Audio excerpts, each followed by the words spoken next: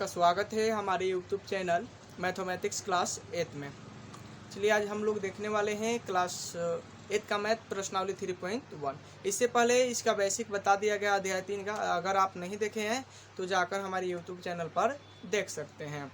तो चलिए देखिएगा प्रश्नावली 3.1 का 1 नंबर सवाल क्या कह रहा है। आपसे कह रहा है सरल एवं बंद आकृति क्या है। सरल एवं बंद आकृति इससे पहले आप लोगों को बेसिक क्लास में ही बताया गया है। और देखिए क्या, ऐसी आकृति जो स्वयं को कहीं ना काटे, ऐसी आकृति जो स्वयं को कहीं नहीं काटे उसे और बंद हो, क्या हो, बंद, कहीं ना काटे और क्या हो, बंद हो, तो उसे सरल एवं बंद आकृति कहते हैं। उसके बाद आपके कार्य है कि इसका उदाहरण दीजिए। तो देखिए जैसे चतुर्भुज, चतुर्भुज में आपको कोई भी ऐसा भुजा नहीं दिखाई दे रहा होगा जो एक दूसरे को काटे हैं, और यह बंद भी है। इसके बाद त्रिभुज में भी आपको दिखाई दे रहा है कि इसमें कोई भुजा एक दूसरे को नहीं काट रहा है और बंद है।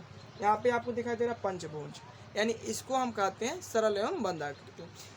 2 नंबर आपसे सवाल कर रहा है कि निम्न आकृतियों में से बंद, सरल, खुली तथा अवतल और उत्तल आकृति को पहचाने। हमको पहचानना है बंद और सरल, खुली, बंद और अवतल और उत्तल आकृति को पहचानना है। तो देखिए ये जो है बंद है, बंद होने के बाद यह सरल है, या कहीं काटा नहीं, एकदम सरल बना है, तो इसे कहेंगे ये जो है यह बंद है।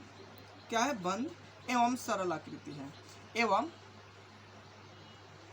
सरल आकृति है। उसके बाद यह आपको दिखाई दे रहा है बंद नहीं है, खुला है, खुला है, तो इसे हम कहेंगे खुला,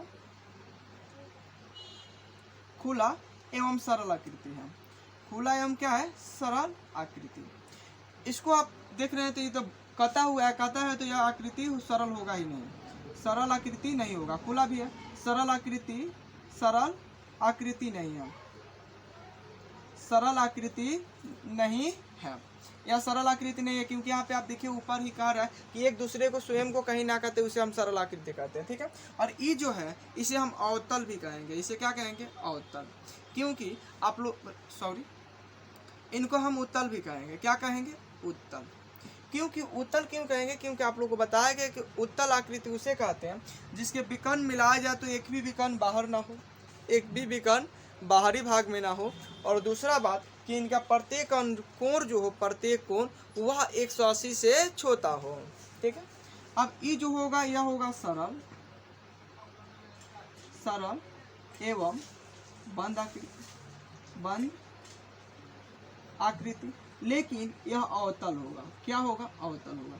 अब यह क्यों, तो देखिए यहाँ पे जो एंगल बन रहा है वह 180 से ज़्यादा बन रहा है। आपको बताया गया है इससे बेसिक क्लास में कि जो अवतल होते हैं उनका कोण जो होता है 180 से ज़्यादा और 360 से कम होते हैं, तो इसके कोण जो है 180 से ज़्यादा है और 360 से कम है, तो इसे हम कहेंगे अवतल। यहाँ पे आपको दिखाई दे रहा है चारों ओर से बंद है, तो बंद एवं सरल भी है तो सरल आकृति कहेंगे। यदि आप इसका स्क्रीनशॉट लेना चाहते हैं तो स्क्रीनशॉट ले सकते हैं। चलिए अब आप देखिएगा 3 नंबर क्वेश्चन और 4 नंबर क्वेश्चन। 3 नंबर क्वेश्चन आपसे कह रहा है, 3 नंबर क्वेश्चन आपसे कह रहा है कि नीचे दिए गए बहुभुज का नाम लिखिए। सबसे पहले ये जो आकृति दिया गया इसका हमें नाम लिखना है और उसके सभी विकर्ण खींचिए। उसके बाद विकर्ण खींचना है और उसके बाद विकर्णों की संख्या भी बताना है, विकर्णों की संख्या भी बताना है। तो देखिए सबसे पहले हम गिनेंगे इसमें भुजा 1 2 3 4 5 और 6, और 6 गो है तो इसे हम क्या कहेंगे, इसका नाम क्या होगा, तो नाम जो होगा वह होगा षष्ठभुज, षष्ठभुज, नाम लिख दिए। अब नाम के बाद आपसे कह रहा है कि विकर्ण खींचिए, क्या खींचिए, विकर्ण। तो देखिएगा विकर्ण खींचेंगे तो एक विकर्ण यहाँ से यहाँ तक, एक हो गया, 2 3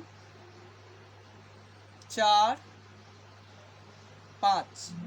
अब यहाँ से हम यहाँ मिला सकते हैं, 5 1 6, 6 1 7, देखिए यहाँ से भी मिलाएंगे, 7 1 8 और 8 1 9, 9 जो हुआ हम विकर्ण खींचे। अब कह रहे हैं इनकी संख्या भी निकालिए। तो देखिए बहुभुज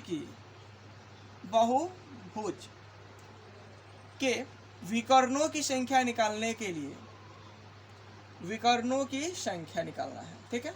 संख्या निकालने के लिए फार्मूला होता है n into n minus 3/2, n into n minus 3/2, जहाँ n का मतलब हम बोलते हैं भुजा, n को हम क्या कहते हैं, भुजा।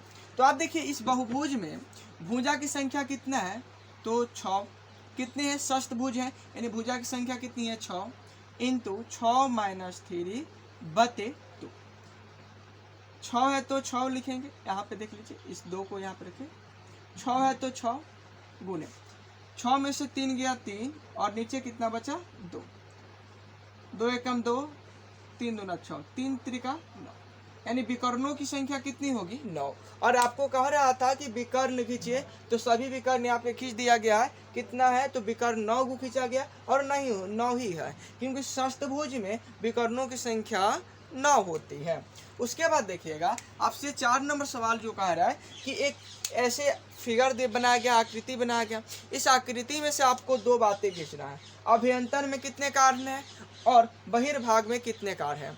अभ्यंतर का मतलब होता है कि आकृति बनी हो उसके अंदर कितने कार्य हैं और बाहर कितने कार्य हैं। तो अंदर आप देखिएगा तो 1 2 3 4 और 5, कितने हैं, 5। बाहर देखिएगा 1 2 और 3, कितने हैं, 3 हैं। यदि आप इसका स्क्रीनशॉट लेना चाहते हैं तो स्क्रीनशॉट ले सकते हैं। तो आशा करते हैं आप लोगों को यह वीडियो अच्छी लगी होगी। वीडियो को अच्छी लगी होगी तो वीडियो को लाइक, शेयर, और हमारे चैनल पर पहली बार आए होंगे तो चैनल को सब्सक्राइब कीजिएगा। यदि आप इस वीडियो को हमारे फेसबुक पेज पर देख रहे होंगे तो फेसबुक पेज को फॉलो करना नहीं भूलिएगा।